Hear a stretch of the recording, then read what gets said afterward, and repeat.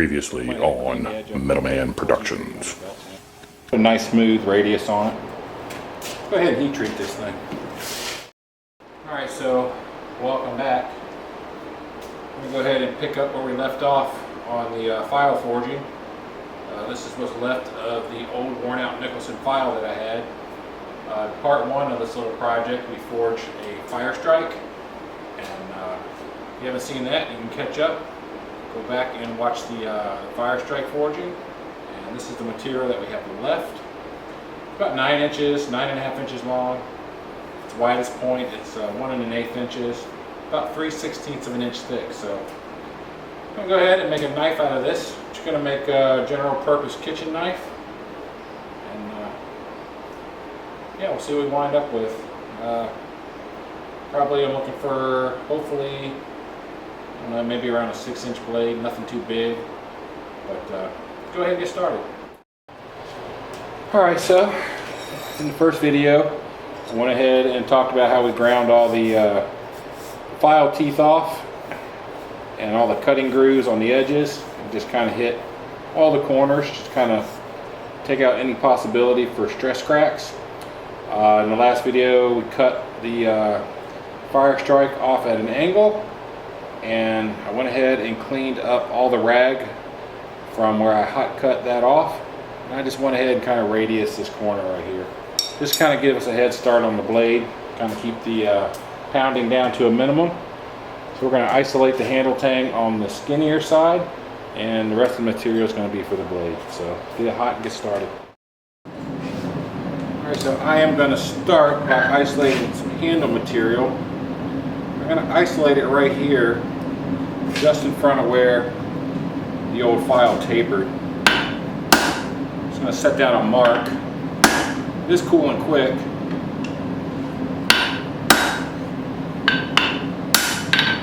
So it's probably going to give me more handle material than I need, but I did just kind of want to start the handle where the taper of the file started. So. Alright, let's get serious about this. Oops.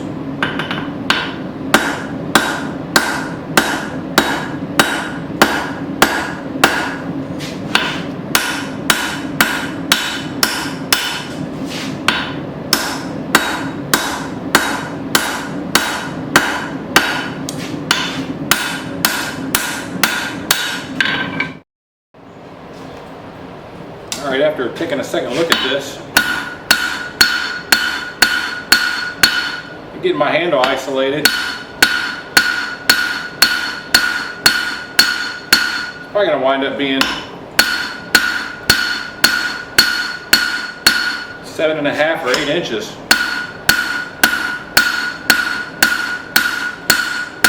For the blade.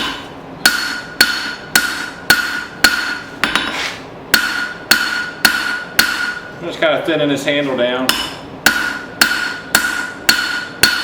Try to get it to about 1/8 of an inch. Right, let's go ahead and widen it out a little bit.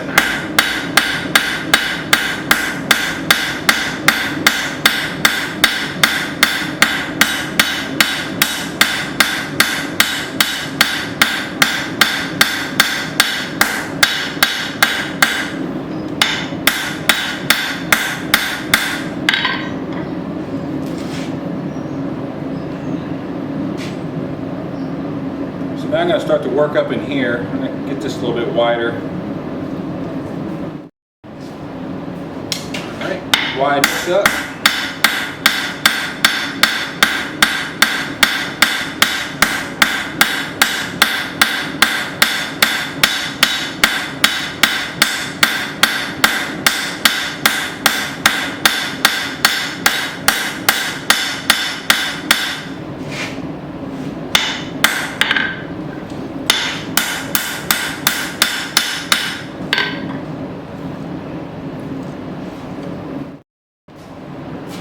Let's get this little lump out of it.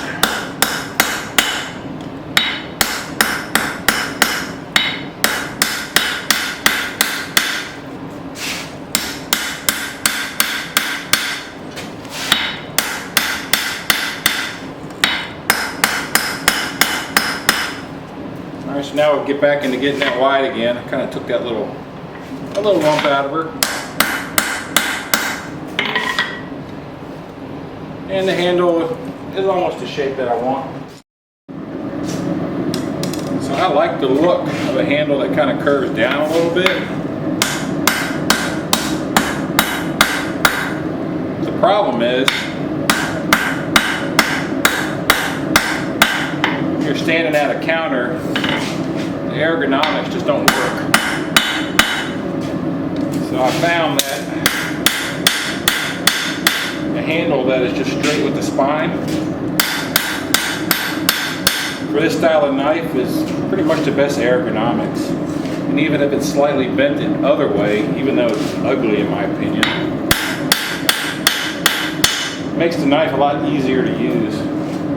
A downward angle with a handle while you're standing at a counter, it just kind of, you have to force yourself to keep the blade where you need it when you're processing your work. So I've kind of come to find out on this style of knife, a straight handle is probably, even though it doesn't look as neat as like a curved handle, just the ergonomics just work a lot better if you're standing at a counter.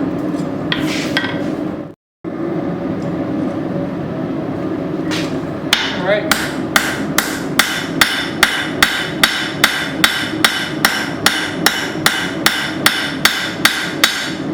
Back into this area right here.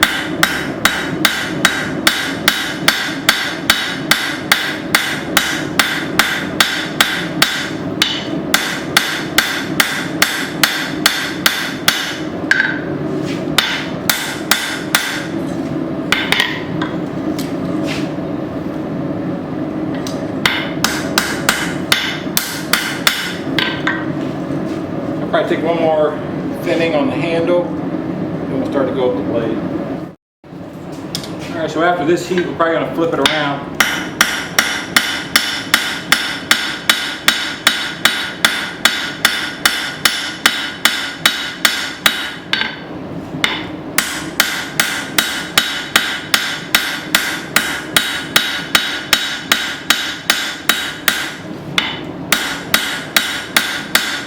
Really start to get down this blade.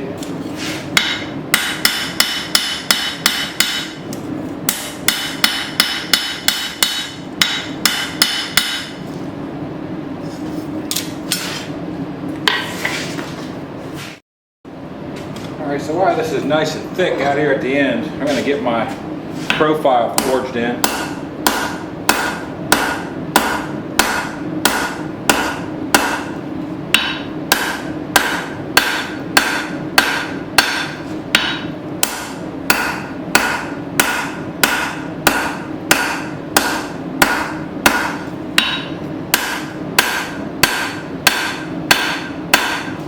In all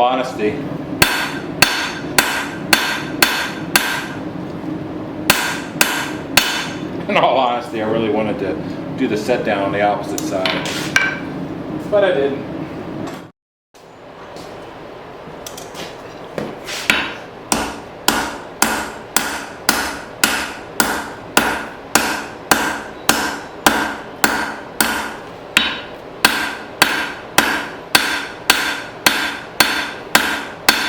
Yeah, a few seconds on the belt sander. Just grinding that corner off. Saves a lot of time under the hammer. But it's still a good skill to have. Knowing how to put a point on a piece of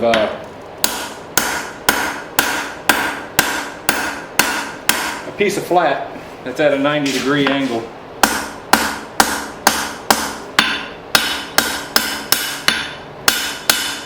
But we ain't got nothing to prove here. I hope. Alright, so despite popular belief,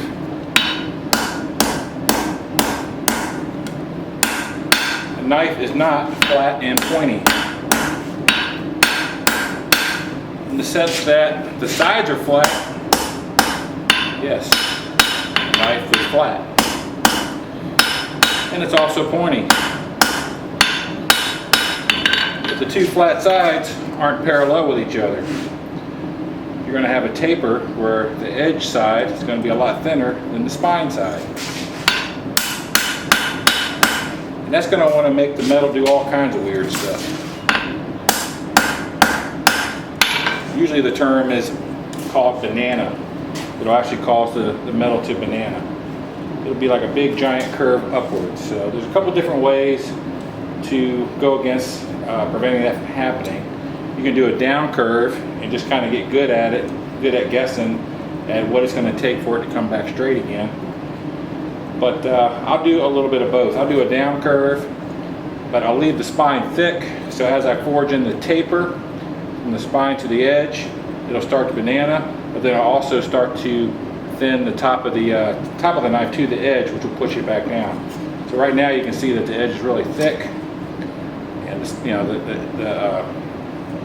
I just said that wrong. You're going to see that the spine is really thick. The edge is really thick too. So I'm going to bend this down, and as I start to thin this edge out, it's going to want a banana. And then I'm going to come back on the other side and start to thin down the spine. Hopefully keep it straight. All right, so I'm going to pull down a little bit more width, like right around in here.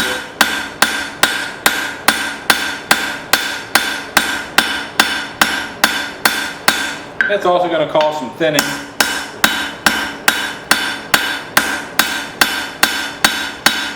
I'm going to pull down a little bit more width, just past what I already worked on.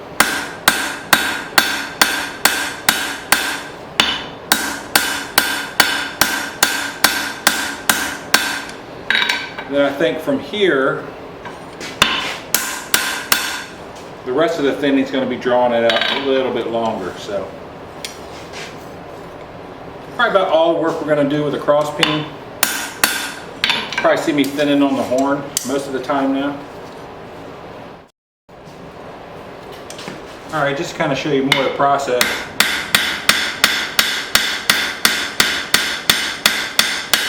Right in here where I use the cross peen,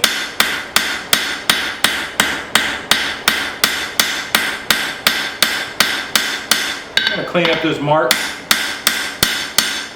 before I get down the rest of the blade. And I am starting to get a slight taper in there already.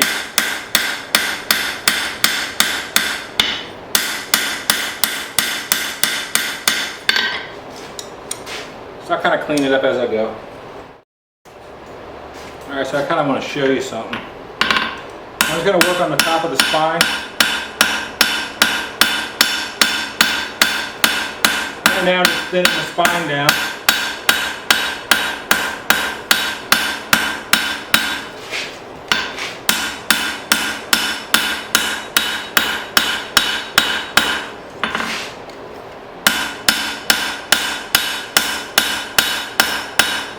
Alright, that's one heat. Now here's the second heat.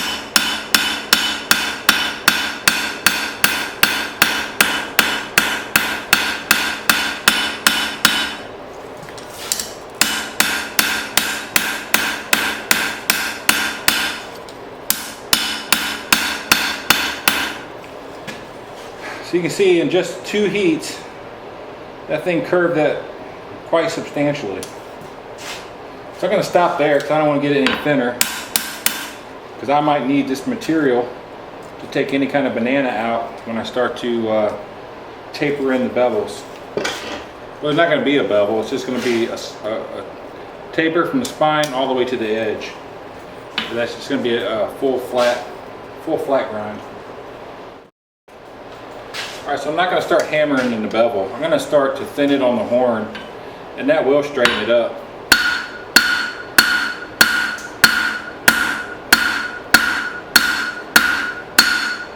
So I don't want the blade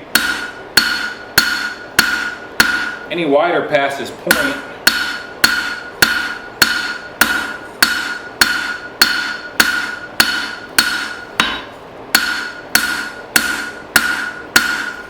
So you can see in one heat, it's already straightened back out.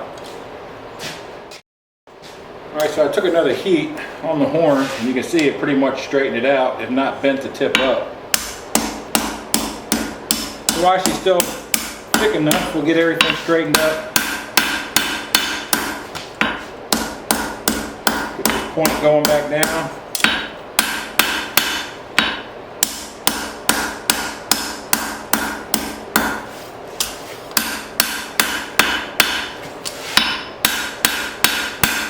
And the process kind of starts over again.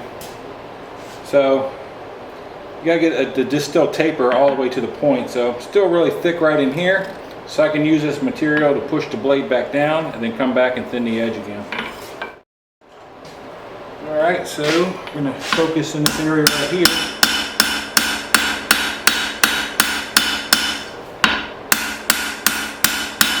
You could forego all this. Hammer out a profile and then go over to the grinder and have at it. I'm not going to say I haven't done that, but I'm just trying to get the most out of this material. If you're not worried about that, then yeah, you can save quite a few heats and just hammer it into the shape you want. Take care of the rest of the grinder. But I found that those knives don't look quite as organic. They look more rigid, cut versus the way the metal moves. You can just kind of see in a knife that someone kind of let the metal move a little bit versus just pounding it into a shape and then taking care of the rest on the grinder. So, I mean, the grinder skills are good too. I'm not saying grinder skills aren't good. I wasn't going to, but I'll show you another heat.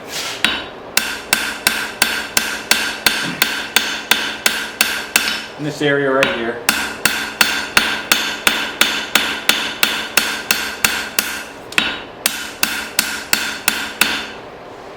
So we got a little bit of a downward curve back on the spine. We still got really thick right in here, so that's going to need some thinning. And we still have plenty of material right in here to do any kind of correcting. The tip is still probably around 1/8 of an inch thick, so you can't get the tip too thin. Alright, so for where I'm at in the forging, the tip is too high.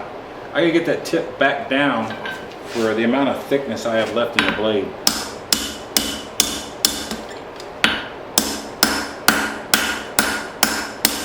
And of course that's going to cause upset on the edges, which is going to make it thicker, which means you got to thin it down again and the whole process starts over. Not from square one, but it does get thicker. So we'll clean the spine back up, and then we'll get into thinning the edge. So you can see the edge is still quite thick. It's actually thicker than the spine at this point, so a little bit of pre-curve probably wouldn't hurt, but we're going to keep going with the process that I'm doing.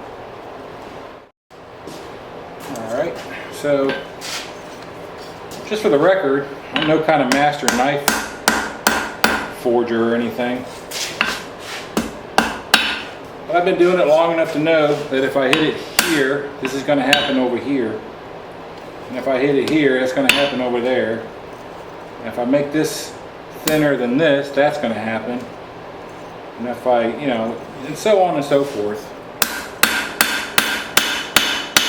This may not be the best way to do it, but it's the way I do it. I don't always do it this way. It depends on how much I want to grind, but I'm not really into the grinding part. I'm into the forging part. I kind of want to get it as close as I can with the hammer, just because that's what I like doing. Not that it's any better or worse. I just like swinging the hammer and forging. It's kind of a chore to finish a knife after the forging's done, because to be honest with you, most of that I don't really per se enjoy. I kind of like just the forging part. And but at the end of the day, they got to be done. And I mean, you gotta have something to talk about while you're forging, so might as well talk about what I'm doing. If you think it's right, if you think it's wrong, it is what it is. But you can kind of see how we kind of got to this point from about here back is pretty much done. Might be a little bit of plenishing. Still really thick right here. Got plenty of meat out on the point to kind of continue getting this where I need to be. Edge back here is done where I want it. Then it kind of gets thicker as it goes up. So we're going to come back again, do another thinning cycle on the horn, focusing on the edge side. It's going to push the tip back up. We're just kind of using the most of the material we got. Well, at this point, this thing might wind up being 9 inches. I don't know. So I guess another thing we can talk about is, why did I start off with the handle tang?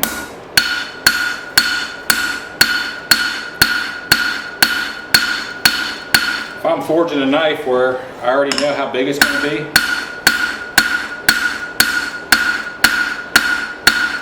or it has to be a specific size, I usually start off with the blade. Then I'll get the blade the size it has to be. Then I'll just cut the excess material off of the tang. But in a situation like this, where I'm just trying to get the most out of the material that I have, I'll start at the end, which is, in my opinion, the tang of the handle. And then everything I get after that is pretty much just gravy. So I took another heat, and you can kind of see I already backed the banana.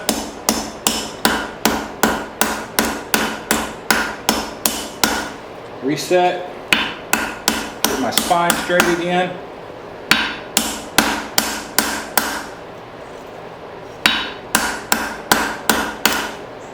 And I do see this lump right here. I'm kind of ignoring it.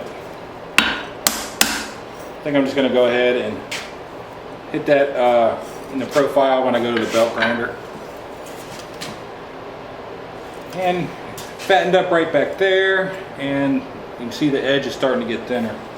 And you can also see that it's all wonky. So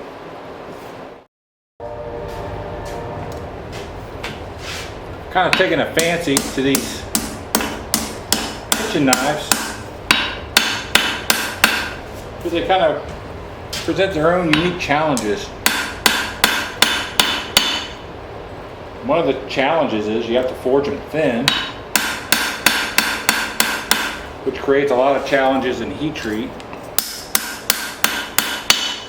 And you have to forge them clean, because if you don't, sometimes you just can't grind past the forge mark. And there's a lot of fiddle work with them, especially right near the end when you're trying to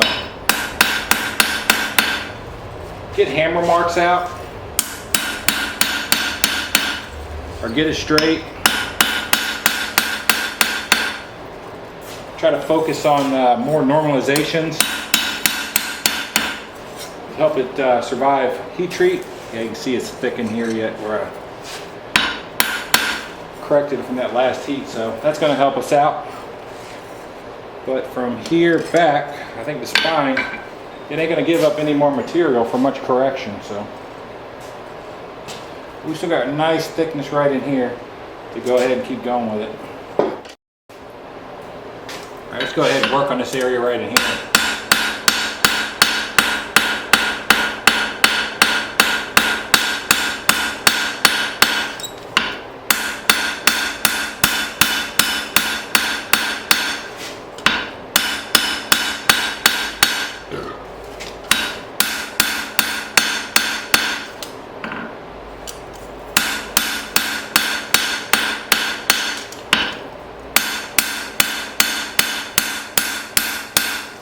Stay away from that point, it's getting thin. If the point just gets too thin, it's just going to have to be something you grind off. All right, hit it right in here again. All right, so that's the third. This is going to be the third heat, just working the spine.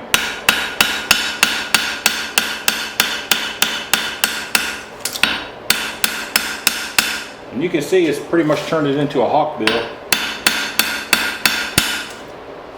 So I guess the gratification for me is getting a knife forged, and then after the forging, doing the profile, and then the knife comes off the profile from the grinder, and it looks pretty much exactly the way you forged it. There have been knives that I've messed up and just had to completely change the knife, but those are the kind of things that irritate me. When I get the knife off the belt sander after the initial profile, I really want it to look like what I forged. So me, I consider that a success. I have had to save knives, just like everyone else. You know, it usually winds up looking different than what you set out to do, but that's all part of it. We don't make mistakes, we just make shorter knives. Alright, so I pretty much push this material as far as I'm going to get it. It's not going to start to get this blade thinned down.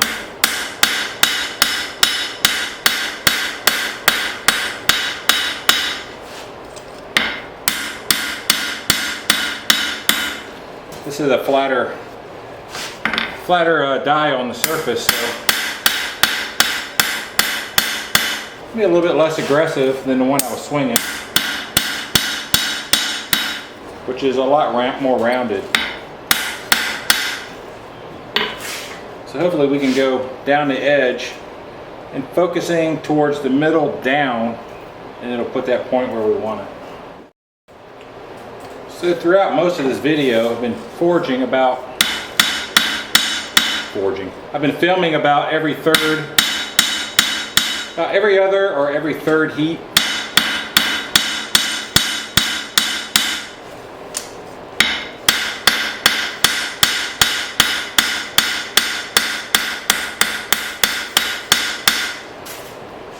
So I did 2 heats off camera, and we're back to this point. And I'm hoping I can finish it off without any more corrections. Alright, so something that I like to do, since you're focusing so much on the bottom and the top to kind of shape the metal, the center seems to kind of get thick. Can't see it,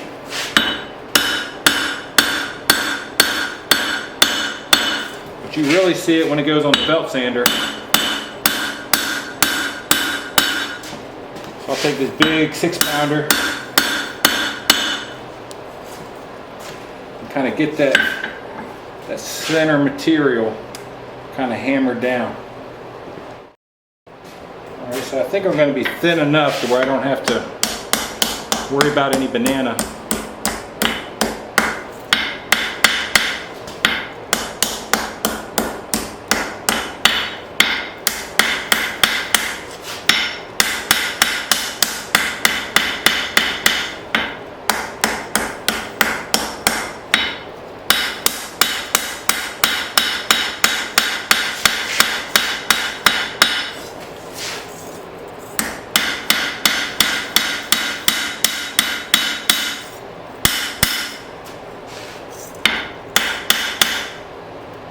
Might take one more heat doing that, try and get the spine a bit straighter. Alright, so now I'm just kind of bringing this edge in.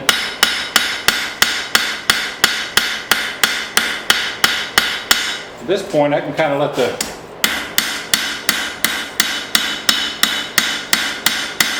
metal flow a little bit, kind of get some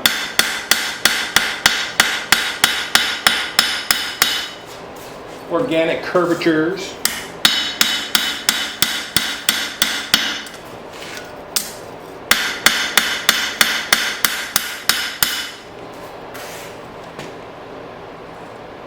So I'm going to try to get the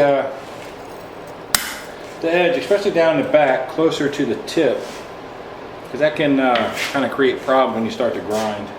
Because I don't want a really deep plunge line for like a transition from the cutting edge to the handle. I just want the blade to start right past the handle and without any kind of noticeable plunge line. So I'm kind of past the point of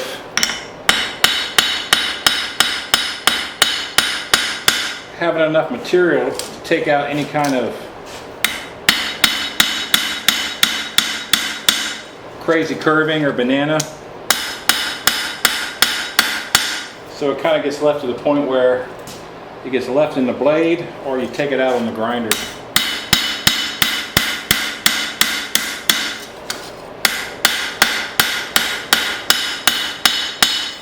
I like a little bit of curve in a knife, but if it gets to be too crazy, now you're back to the weird, ergonomics.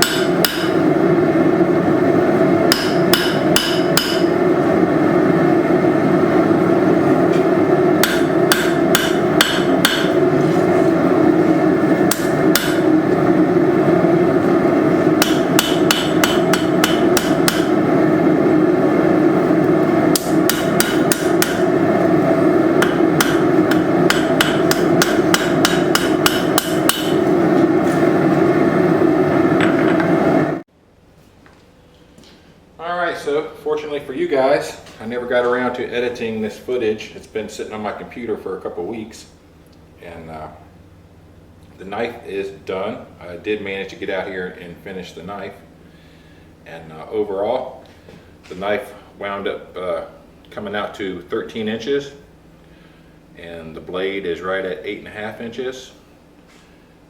And we went and put some Osage orange handle scales, and it's cross grain. It's got 4 brass pins, and at